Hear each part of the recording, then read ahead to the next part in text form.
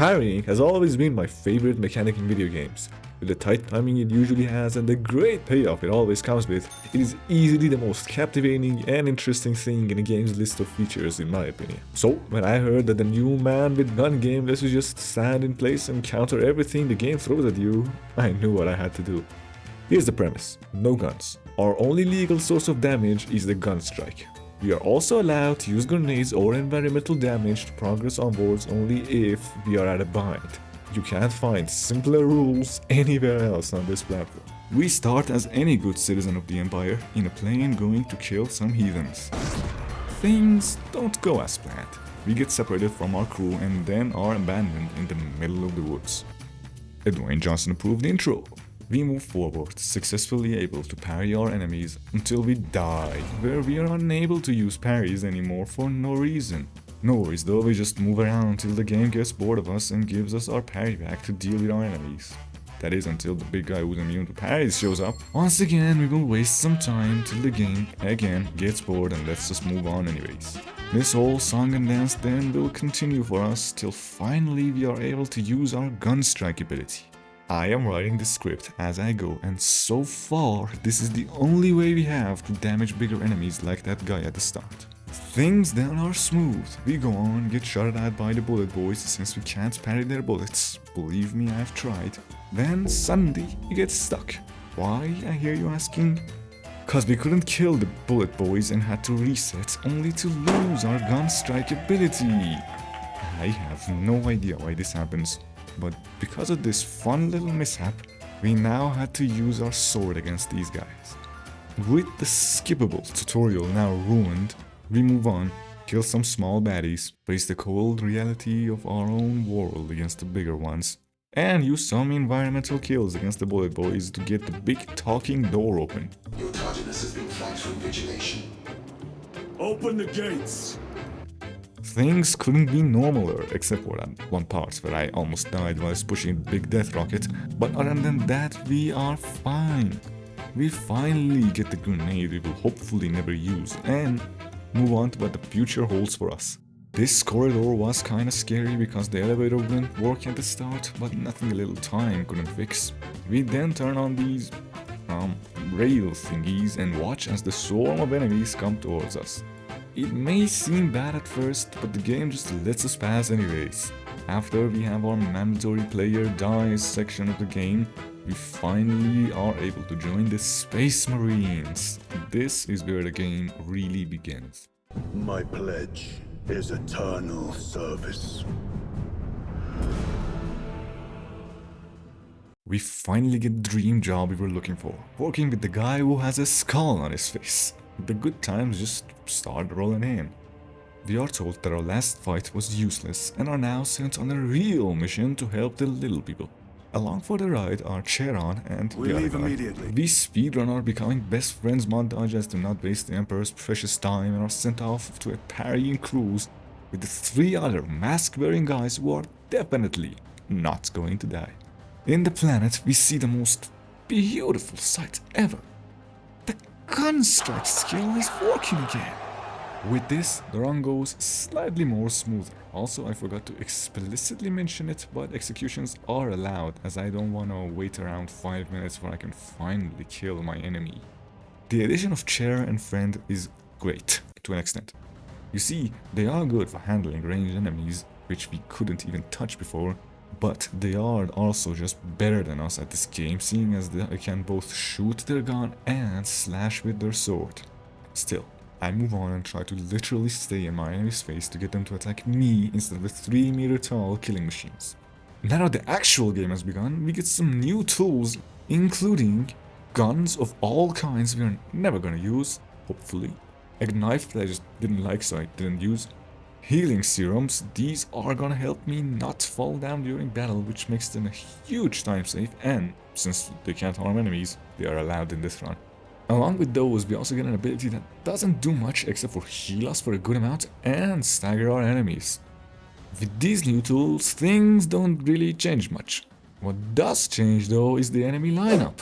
We got the much more annoying big shooter guys These guys are just the shooty boys, but they also hit harder and our allies take a lot longer to kill them. All we can do against these guys is to perform an execution on them to make their process of dying faster. We also get these flying enemy booster feathers. They are a pain to this run and my existence. If this was a normal playthrough, the first thing I would do is kill them. But since my ability to parry their orange-only attack is non-existent, it'll fall onto Chair and the other guy to slowly waddle them down for me to execute them. Skipping forward a bit to the moments that we have retaken the castle, we have to activate an antenna or something to get rid of the bugs. This part was the brutal part. At first, things are pretty simple actually. We kill the melee reptiles and let our mates handle the shooty ones, but as soon as we get to the second floor, problems start rolling in. See me trying to parry the air here? Yeah, we got a problem. The gargoyles, as the game calls them, cannot be parried. This would make the whole run an actual failure. There really wasn't much for me to do other than just to parry the air until the mission inevitably fails. We will go on because we are so early in the game that we haven't even reached the boss yet, but I will add to my imaginary fail counter every time I need to throw a grenade to defend these antennas. Not an actual fail though, since grenades are allowed for times like these. Also, a side tantrum I know, but Cher and the other guy didn't even pretend to help. Sure, they begrudgingly threw a couple of shots, but after some point, they would just stand there and watch as the gargoyles destroyed the antenna, leaving no hope left for the people of Cadena or whatever it was called. Personally, I will forfeit any chair uses from now on and only use my bed to make this video. And no, I'm not just saying that because I don't have a chair, I made you think that. I spent the next 20 minutes just dodging bullets and death rays, waiting for my so-called allies to take care of anything that I couldn't touch. And then, finally, we finished SkyFire with only 5 grenades thrown, 1 for each antenna. We go back to base, one of the mask-wearing guys or someone else has died. What? Oh no! And are now told to go back to get the mangoes guy who won't leave without his data for an unknown reason. This is the part where I am obligated to inform you that there won't be any side missions done for this run. Time is very short for the production of this video, but I'll be sure to come back and do them if enough people ask for it. I mean, how hard can it be? I am glad to tell you that we finally get access to the armory and Gideon. It won't be very useful for this challenge run, but it does give us access to the new DLC swag. Oh yeah, baby. Check out the design on that gun we're never gonna use, hopefully. I will be switching to the primary gun just to add some pizzazz to the footage. You're welcome. Well, that's the intro done. Here we are at Winter, Australia. The weather is great, the people are welcoming, and there is a slight vermin issue. We jumpstart the rest of the run here the same way it was going. We parry the little guys as much as we can, parry the bigger ones to gun strike them, and of course, die a lot. We also have a new friend at our side, Mango Nazix. He is a good ally to have if you want someone to be there to remind you that no matter how good you parry, it still isn't a good reason to tally. With the dream team now completely ready, we move on to get that big prize, which is a bait, I think. No matter, these things aren't important because we got a boss fight now. This is the reason runs like this and parrying in general exists. The Lictor is a semi-quick boss who jumps around and disappears from our side to give himself the advantage in the fight. Sadly for him, our lifelong training at the Deathwatch equivalent Shaolin means that we see his attacks from a mile away. He doesn't have much in the way of difficult attacks. First is his charge from above attack that we just dodge and punish, then there's this blue indicated one and 2 side attacks that are all parryable with the right timing. He also has an on-ground, unparryable move that always manages to catch me off guard, but other than that, we just beat his ass, do a cool execution and move on with our mission. This is the part where everything goes off rails. This here thing is the Pyroblaster, and the game really wants you to use it. Almost immediately after it is introduced to us and then promptly ignored, we get to see the swarm enemies. I don't know if you can tell from their looks, but we can't parry these guys. So begins another one of my long attempts to try to find a way around the problem of not being able to parry the issue immediately. I tried to just wait it out, but I died. I tried grenades, but instead of success, I died. I did all variations of both these things allowed. I even tried melee attacking them, but sadly, none of these worked. From here, the run went down a sadder way.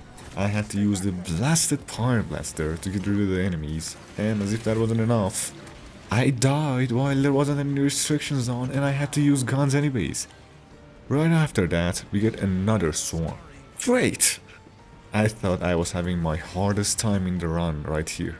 The enemies would just relentlessly come at me, and because I couldn't do much against non-swarm enemies, I would just die over and over again. But nevertheless, we strive and go on forward to the next section after having executed the many rat-like bastards and friends. Now for the tragic part. My power went out, and with that came a swarm of problems. My save game got corrupted and I was left with just a start new game screen. I couldn't really do much with my style of playing games, as I always play games strictly offline. Which now explains the mod's detected text at the top of the screen. I don't know the exact reasoning for it being there, but just know that I basically block its internet access and the game does not like that. I also want to mention that at first I just wanted to download the save game and play the rest of the mission from the mission select area and be done with it. But I decided against that, as I wanted to see all the juicy lore cutscenes that happens in between missions. So I had to just swallow my tears of "oh my god, this is such a huge waste of time" and start the run from the beginning and progress normally until the point where my power went out. I didn't really follow the run rules as to not waste any more time than I already lost, but I also wasn't smart enough to do this on easy mode, so some time was wasted. More time was wasted when I had to replay all of that all over again with the run rules in place just to get higher quality footage for this video. I don't know, what the hell? But yeah, the footage you were seeing to this point, or at least the good parts, was recorded after I did the entire rest of the run. So be ready for a massive drop in gaming skills, is all I'm saying. With that quick little side problem out of the way, we move on to the next section of the game, the generators. I am glad to tell you that I have found a quick solution for our little pest problem. You see, this game is very generous when it comes to giving checkpoints to its player. So here's what I did. First, I dropped down as soon as the mission objective is updated to activate the generator. When there, I will only use the Pyre Blaster to reduce the swarm size and delay my certain death. I get to use one mortal wound animation to stay alive in the enemy's barrage, whilst also filling the objective's percentage meter. After that, I just pyre the swarm, parry the smaller enemies and dodge the bigger ones, and we are done. I did die on purpose to get respawned at the second generator with my mortal wound and health back at max. I get to do the same thing for the other generator. It is a bit harder, mainly because it's the flying guy who buffs his allies and constantly hits you with his hard-hitting moves is there. And there is a swarm safe corner to the right of the area which helps me hide there and wait while my allies get rid of the remaining enemies. With all of that hard work now past us, we just go up to the bridge, press the button to leave, and after a short speech from the Archmango himself, we get to leave through the conveniently closed elevator. Now is the extreme jetpack moment. Jump on high with jetpacks to reach wherever you want to reach. Slam your sword to get where you want to go fast. With a jetpack, get to the swarm nest or hive of whatever to incinerate them. With jetpacks, it may be hard considering the many shooty guys around and those two damned flying buffer guys, but you will slowly do it. That was the extremeness that it needed. We get to the fallen ship. Archmangos is dead, we have a slight fever, there is this weird capsule-like thing with an even weirder aura, we pass out. We wake up at base to our best friend for lives talking about how bad our situation is and head towards the next mission. Mission 3. This mission in the script is simply called the elevator mission. It starts simply enough. We go to this new planet looking for some Disciple Mango. Things are fine at the start. You got some rooftop battles for which I just rush towards my foes and try to find the spots where I wouldn't get shot too much, but also somewhere to attract the guys who I could parry. Things are a bit stale though. In the second half of the starting rooftop smashdown, I would just stand there and wait, while my allies shut down the foes that were simply too far for me to even attempt to parry anything of them. The next one starts and now I can't do anything at all. all the rat toys are on another roof, and for that entire encounter, I was just dodging the sniper shots and moving around to not get too close to these green ivy-like things that hurt you. There are some interesting encounters on the way too. We got these little guys who are just casually standing in places that my two best bots for a run can't seem to be able to do anything to them. I wonder if they're for the player to hit or something. I don't know. We also get some actual encounters where I get to fight different, never before seen aliens of all kind. After that is the new and improved, most tragic part of the run. The gargoyles are back and they are more annoying than ever. Let me set the scene for you. We have to go to another section of the map. For that, we use this massive cargo elevator that is hanging to a rail using 4 separate chains. We get on the elevator, start moving, and for 1 second I was feeling relaxed enough to just enjoy the view. Whoa, look at the view. Yeah, so that's the game designer was talking about. Gargoyles. The malicious scums attack the top left chain of the elevator. Immediately, I get flashbacks of the first mission in the antenna section. But this time, it is far, far worse than that. First, all 4 different chains have one collective health bar, meaning that we have 1/5 of the health of last time to work with. Then, there is the problem of me not being able to throw the grenades far enough to reach the gargoyles. I first started by just throwing 2 grenades for each chain and letting my allies handle the rest. We could only last the first 2 chains with that, and afterwards, we die. I kept doing this, and when I saw that it wouldn't work, I didn't give up. I lowered the game's difficulty to normal and tried again and again, hoping this would let me progress and be done with this reoccurring nightmare of mine. But that wasn't enough. Nearly nothing improved for me with that. So, rule breaking time. I allowed myself to use the gun I had only to hit the gargoyles and parry the other guys. This went better. I almost flawlessly would make the first chain safe and move to the others. But that wasn't enough! I would do all that I could, but there would just be too many enemies and I would die. This was the breaking point of the run. I even started to use my sword to thin the number of the enemies, all to no avail. After the many, a lot, so many, a breakdown of deaths. It almost seemed like I just had to cope with this reoccurring stroke of bad luck. But that wasn't enough. How were you even supposed to beat this bloody part normally? I now had the misfortune of having to plan out my moves to the frame in order to get the section done, whilst trying my best to follow the rule set of this run. Here it goes. First, throw 2 grenades at the starting chain slightly before the maggots get stuck to it, and then fire away at them with the heavy bolt rifle even before they appear. With this, I could get rid of the problem even before the health counter had the chance to show up, and thanks to the heavy rifle, you don't need to reload for any of the waves. Second, pick up the grenade on the way to the bottom left chain and parry the sword guy who almost always immediately attacks you from far away. After that, you gotta parry kill 2 of the sword guys there. This would cause some of the smaller guys to just disappear and some of them to be dazed. I don't know why. In that brief time left, you gotta throw the 2 sticky grenades that you picked up on the way at the chains and shoot any gargoyles that are left. 3. If things have gone perfectly fine here, you have 3 healing opportunities, the ability and the 2 health serums. These are important as you will start to lose a lot of health from now on. Move the top right chain and on your way there parry the smaller guys to both thin their numbers and also recharge the armor you have lost by getting shot from all over the place. Do the grenade throw and shoot tactic for this one as well and move on to the bottom right chain. Now, just pray that you haven't lost enough health. Distract the shooter guys by just taking the roundabout way.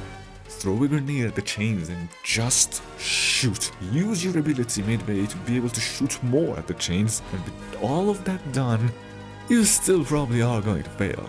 I mean, I did many times, but then I just didn't.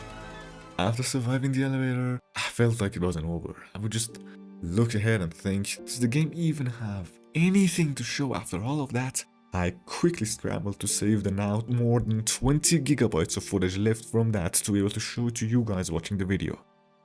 I'm glad I'm making a video on this, because if I wasn't, I would have been the only person to know about that fight, and that doesn't feel right to me.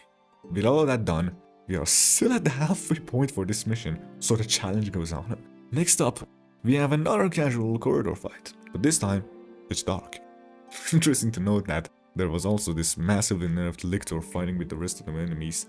I guess the last fight took a toll on its entire species.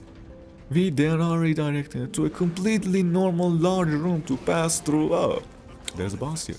I guess it makes sense to have a boss in this level. Personally, I take the elevator section to be the true final boss of the entire game. That's not to say the boss was easy though. On the contrary, this part also took about an hour to get over. Fun fact, this boss is the creature that killed us at the start of the game, or one of its siblings I guess. The main problem with this guy is just that you cannot parry. Yes, I tried many different ways and it was all to no avail. Fortunately, in this game parrying isn't the thing that deals damage to our enemies, gun strikes are. And another fun way to achieve them is by perfect dodging. I don't have a problem with using perfect dodges in this run. As a matter of fact, they are much more difficult to pull off than parries. But that's not the problem. No. The actual problem is the fact that perfect dodges are broken. And not in the good, oh my god, this overpowered weapon is broken. But instead, it may or may not work kind of broken. You have to dodge on the flame before the attack hits you. I mean, I was doing some perfect dodges in the run before, for example the lictor fight. But for Parry's sake, why is the timing so tight? Here's a breakdown of the fight. For the first quarter and a half of the health that the boss has, you have to maintain good distance from him to draw out his running charge attack that he does after the 3 barrage shots. You can dodge the jump attack he does, but the tally for that one is much harder than the run attack. After that, there is the painful task of both babysitting the smaller guns that spawn from heaven and keeping tabs on the boss whilst your 2 very skilled and hardened marine friends who definitely don't want to see you die just stand in place and do nothing. The boss is mostly the same as the first phase, but here you want to keep closer to him to draw out the new and improved triple charge attack. This one is much simpler to dodge, and also if you get the timing down, you can gun strike him 3 times, 1 for each of his charges. Or you would do it if the bloody nymphic featherless chickens wouldn't jump at you in the middle of the boss's combo.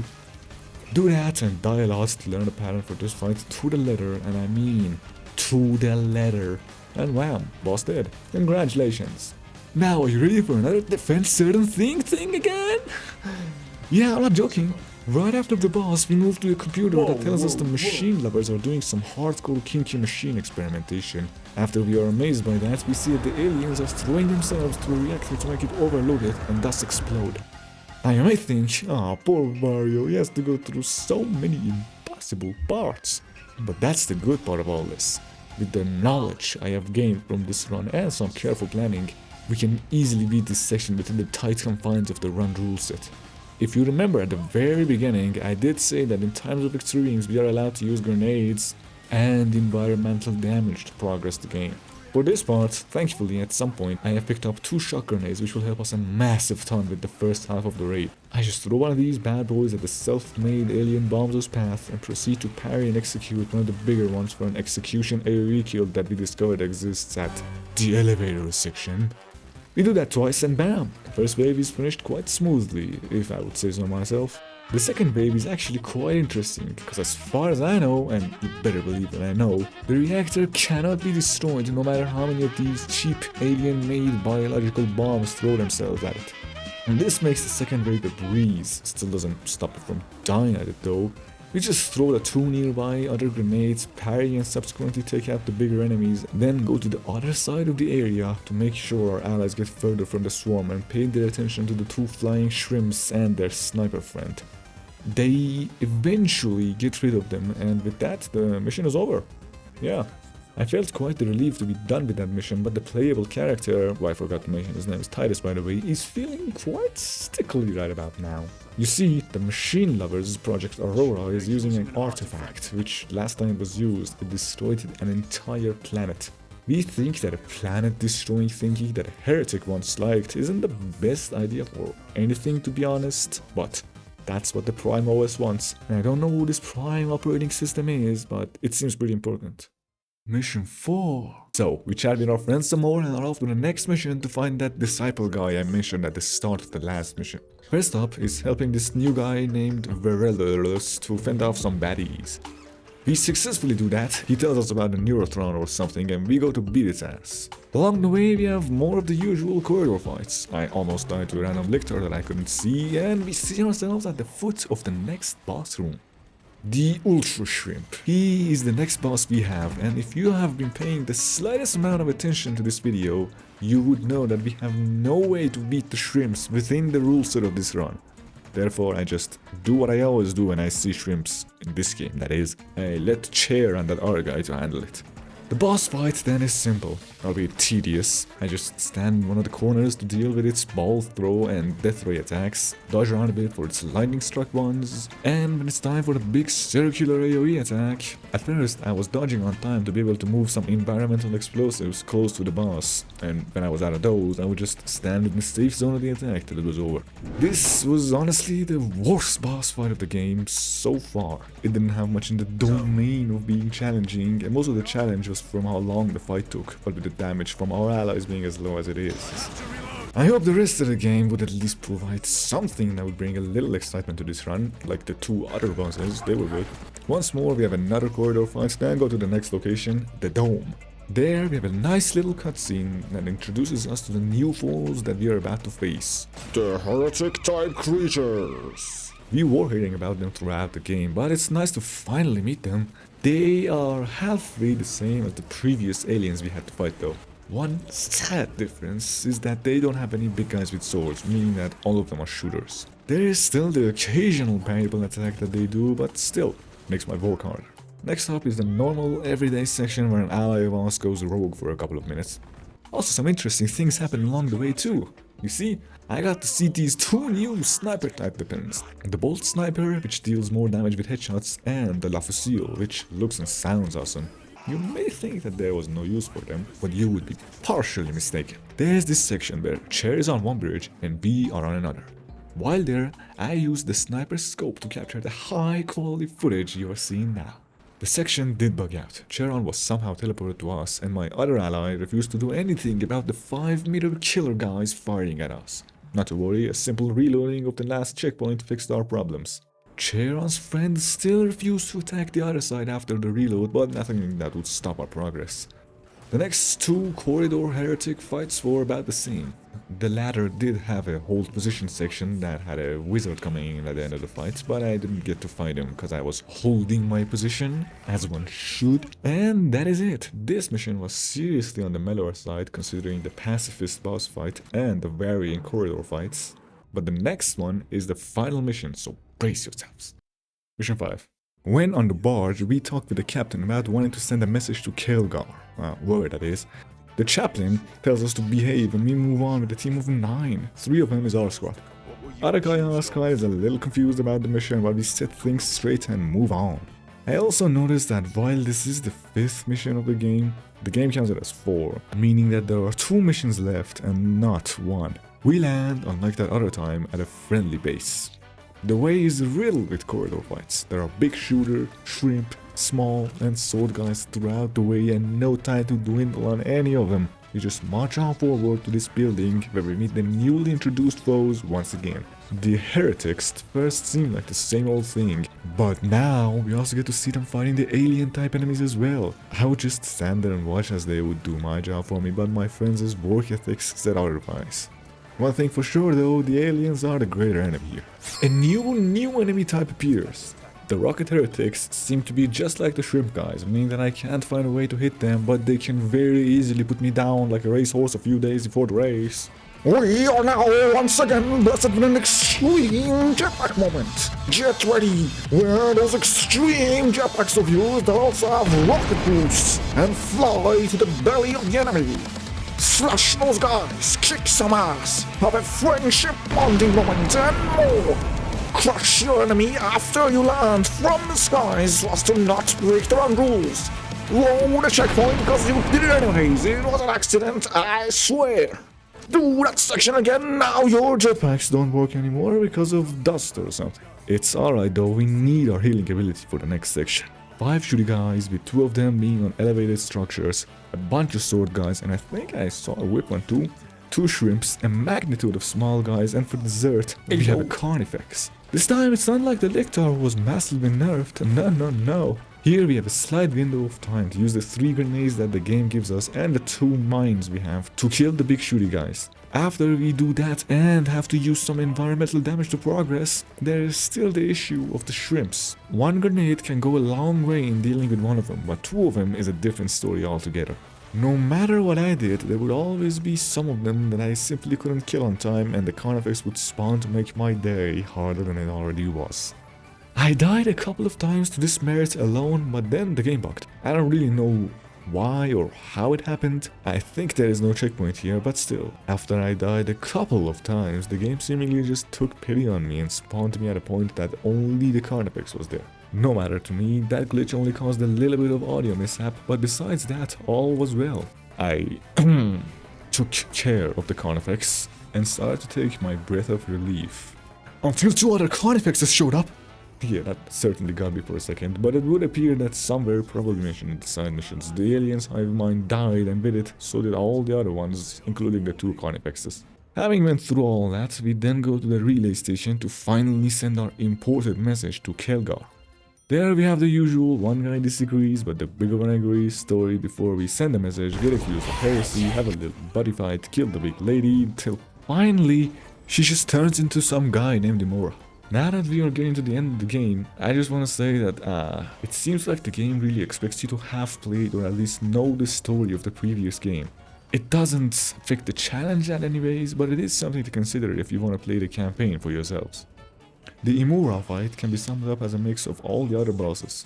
The first phase is the bloody ultra shrimp all over again, with the added caveat that I can't even do damage with my grenades this time. I just hid behind a pillar of my choice and waited till the phase was over. The second phase is the health bar of the Carnifex with the moveset of the Lictor, so as to say I was heavily involved with this one. Now get ready for another round of Wario's amazing boss analysis! The combo goes something like this. First he phases out of existence, then he appears probably in front of you and does a parryable attack. If the attack is his shadow clone jutsu, that means that even parrying it wouldn't help you because it will just ignore your gun strike and force chokes you like a true Sith Lord. If not, then you can just gun strike him for the damage. Then we have the triple combo, scythe attack, double scythe attack, and then a sweep attack with a scythe of course. I don't think I ever got to do that, but if you can pull off 2 parries and 1 dodge for this one, you can deal some fine damage. He somewhat switches between those mentioned moves and then phases out of existence to do another monologue only to repeat the same process. This all sounds easy, but with how high the damage that he can deal is, his massiver than the length of a tree trunk health bar, and the fact that you basically can't dodge the force choke attack, all of these add up to make a hard time for anyone who just wants to patiently stand in place so that the boss attacks them. Still, as we do around here, we just beat his ass to disappearance and go back to base. There, we find out that Project Aurora is completely surrounded by heretics and we have to go ram a space station into a random floating rock in order to save it. So, we go to do just that, but make sure to first drop by at Charlie's place for some words of encouragement. Mission 6. With this mission, we're gonna do something new. You're being dropped through an active combat zone, dodging flak, enemy ships and burning wreckage on the way down. Exactly. This will be a first. Me and the gang fixed the cracks that were temporarily made in our friendship with the passage of time and are now BFFs for realsies this time. The mission starts with this Star Fox-like space flying section. It was very unexpected, but seeing as it only appears in this mission, it must have first appeared in the side missions. I expertly move around and parry all the space junk, also space stingrays. This mission's combat begins with the great surprise of having the Warhammer 40,000 in our hands. This weapon that is also the very icon of this franchise is not different from the rest of the melee weapons. Other than having its own unique execution animation that can be summed up as short and sweet, it mainly functions just like all the other means of parrying for us. Our start is a little bumpy, thanks to me spending a good 20 minutes of time just dying to random enemies until I finally pivoted and decided to hide in this big church-like building till my now 2 more closer than ever friends took care of them for me. After that is smooth sailing though. We hold our ground for a few moments to be able to see this giant spaceship put all Titanics to shame, and the rest of the time on the surface of this planet is just your run-of-the-mill corridor fights with nothing interesting in it. We stand, they attack, I attempt to parry, my friends kill half the heretics, and we move on. In the next section, you can feel the game trying to convey the feeling of final mission to you. All sorts of stuff happens. The villain keeps trying to talk some sense into us. All different types of heretics charged us in full speed, hoping to elongate the process of this already gigantic video. If you thought they would stop there, you would be dead wrong, cause we also have a new false believer type foe. These guys are the charge happy Terminator guys. I want to call them hunters because they will find you wherever you are, and then they will charge attack you. Still, they are far better than the normal Terminators, since we can dodge and gun strike these guys to make our job much faster. Underground is where we'll be going next. Here you'll get to experience the famous below dirt hallucinations and many literally corridor fights that come with it. Take a tour around the distinguishable art pieces that are all beautiful in their own ways. Oh look, there's Luz, the guy that this whole mission is all about. He tells us about his life goals and gives us a go at his everything-proof force field. Even Imura is here to try it out. He's a sore loser though, and calls his slightly deformed friend to come over and bully us around for no apparent reason. The Hell Brute fight is another one of those fights where I try to parry the moves that the boss can throw at us, only to turn to perfect dodging in order to be able to do anything. As for the moveset analysis, there is very little. He has 3 moves. The Hammer Sweep, the Hammer Slam, and the Stronger Hammer Slam. All other moves he does is just teleporting and running variations of the former moves. Although dodging these moves does have the strict timing of its own, this boss was actually quite straightforward and enjoyable for a change of pace. You won't do any junky or unfair attacks, and there is only one wave of small junkies at the start of the fight. With all that in play, we had a good couple of deaths for ourselves, but came out as the victor nevertheless. While we were busy with this big guy, Luz turned on his device so that Imura could use his powers to give Luz the earliest retirement option available. Right after that, we get a call from the captain, whose name is Akran by the way, telling us to report to him immediately. So, we do just that. Moving on through your run-of-the-mill corridor fights that didn't have much of interest to them, we reached the temporary base that Space Marines 2 have made underground. Akran is informed that the obelisks, all 4 of them that are out there now, are being used as keys to unlock the bigger obelisk. In order for us to close it, we need to go to the smaller obelisks to see how we can reverse them. The way to it is filled with corridor fights and damned heretics all throughout, and at the end of that we have a section where we hold the flag whilst our allies shoot down the charging foes. Things don't turn out well, and as we are about to get overwhelmed by the sheer number of naked running guys and another hell brute, the ground is riddled with bombs and we see that above us, Calgar, that guy, is coming to help his minions like a true boss. We catch him up on all the stuffs that is happening and then go to the first obelisk terminal where we find out that although it may hurt a little, we can just turn it around and be done with it. After that, we have an emotional moment where we and all our friends band together to reverse the other 3 obelisks. You may have thought that, like always, this will mean more corridor fights for us. Well, you will be correct, but that's not all. Mere minutes from the last one, we have to do another Hellboot fight all over again. Unlike the game, I won't bother you with the details of another one of these, just know that it was over and I died once. The rest of the way is short and easy. We have a Warhammer 40,000 free blade, paving the path forward for us. Seriously, this guy is so good that I could not get any kills with him around. Obelisk getting reverse jump scare.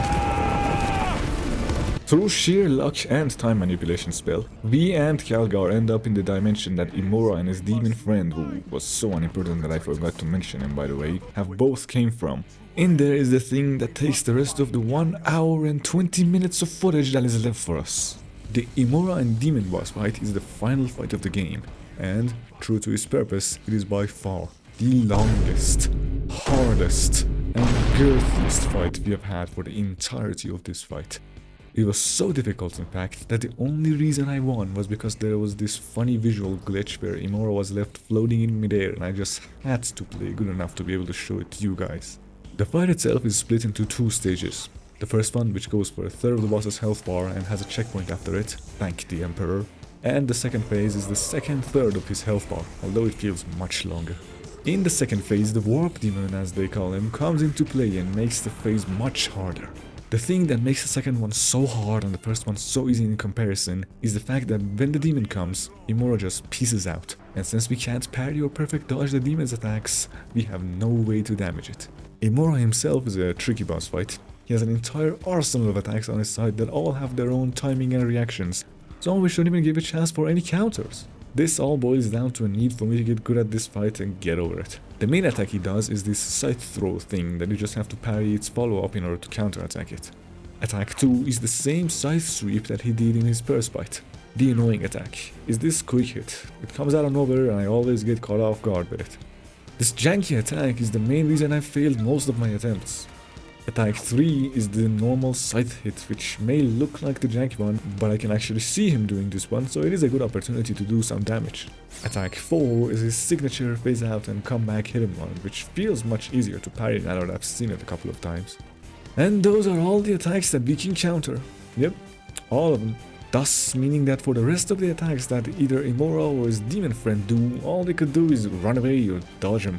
Told you the difficulties and the lack of damage we have. With the windows of move around, do not lose health this leaves for me, it quickly became very difficult to want to continue this. And as we will get around to it, this will continue to become harder. The other attacks that Imora has are the Ghost Rush, which is just there to spite us of the fact that we can't hit or shoot such an easy target. He, on the other hand, can both hit us with a Glyph Slam, an AoE attack that is very easy to dodge on its own, but it will always come up with a follow-up sweep or normal hit with it. And he can shoot at us with the Hadouken, signature attack of any first-time Street Fighter player like Imora. To top all of these up, there is Banish to Shadow Realm, which not only has a long name, it by margin has the longest duration compared to all other attacks. He just sends you to the void to get hit by 3 sets of Hadouken or normal hits, chosen randomly. No, you can't parry the normal attacks here. Just because you could do it in your own world doesn't mean you can do it here. Those in their entirety were only Imora's attacks. That was an entire page. And people say this game lacks variety. No one's saying that. We are not done here though. No, not at all.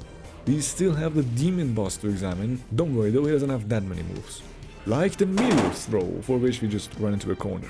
Ground slam attack. This one has 2 variants. The former you just dodge towards the center of the attack, and for the latter you just dodge away from it for the last hit in the attack chain. There is also Ethereal Claw, your run-of-the-mill moving between lines attack. It helps to move away from the spawning point of the claws in order to dodge it easier. I went through these quickly to just have the time to tell you about his worst attack, Defy. This attack is neither hard to dodge or janky. Nope. This attack is the only attack in the entire game where we have to shoot at it in order to counter it. Yep. Grenades can't reach the demon's eye, and there is no environmental damage source in this boss arena. That means that once more, we have to use our gun in order to progress the game. Can't wait it out, can't parry it either. Believe me, I have tried. With the game being almost over and this boss being as hard as it is, I was almost accepting of shooting the boss to move on. Worth noting that I also died a lot. Every attempt at the boss would take upwards of 15 minutes, and the only reason that I won was so that my win would be on the attempt that the graphics glitched out. After you waddle the boss's health down for 10 minutes to then have to use your gun and then continue scraping his vitality for another 5 or 6 minutes to be faced with another glyph eye, you begrudgingly shoot the eye and you are done. I was so surprised with it being over that I just had to pause the game in order to do my victory chant. Sadly, I couldn't record it when I was, but I will try to mimic an accurate recreation of it. God damn, it's finally done. Well, dinner time. Demon Lord dies, crystal looking thing is shattered, Imora vanishes, Calgar is saved, and we are set on a new mission with our pal Charlie, who looks like he was born with an accountant's degree now that we can see his face. Hey, Editor Warrior here, just wanted to give you some quick facts about the video. Also, thanks for getting to this part of it, I guess. This video took 3 months to make. Most of the time was because I was pretty inexperienced in the whole YouTube and video making scene. I still am. The next video that I'm sure to make is going to be a shorter video because I don't want to spend another 3 months on a video or make another 40-minute long video, but yeah. I see you around, I guess.